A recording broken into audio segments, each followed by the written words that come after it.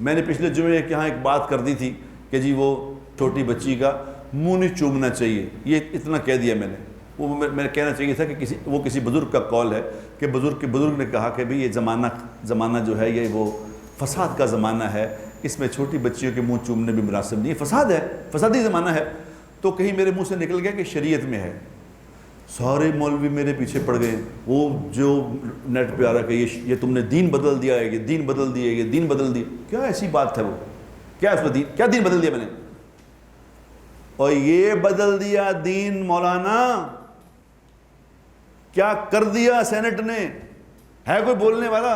پورے سینٹ میں کوئی کہنے والا نہیں تھا، کوئی جماعت نے کسی نے اس کی مخالفت نہیں کی، سوائے ایک کوئی بے وقوف سا انسان تھا جو اس کا جماعت اسلامی کا، جس کو ہم پاگل کہتے ہیں، جس نے اس کے خلاف، باقی سب نے اس کے حق میں ووٹ دیا ہے کہ ٹھیک کہا.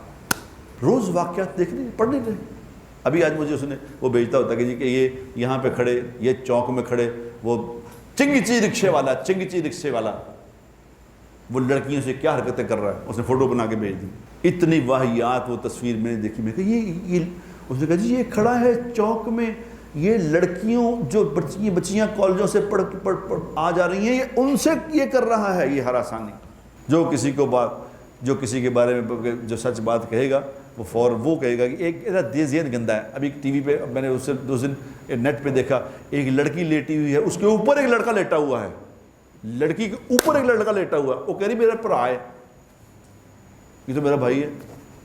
آپ کا ذہن گندا ہے، یعنی جوان لڑکی کے اوپر اس کا بھائی لیٹا ہوا ہے، دیکھنے والے کا ذہن گندا ہے. یہ پاکیزہ بچی ہے، مت ماری گئی. اور کیونکہ کہنے والے کوئی نہیں. میں نے تو نہیں سنا کہ کسی کو کہتا ہے یہ بات. چپ ہیں سارے، خاموش سانو کی.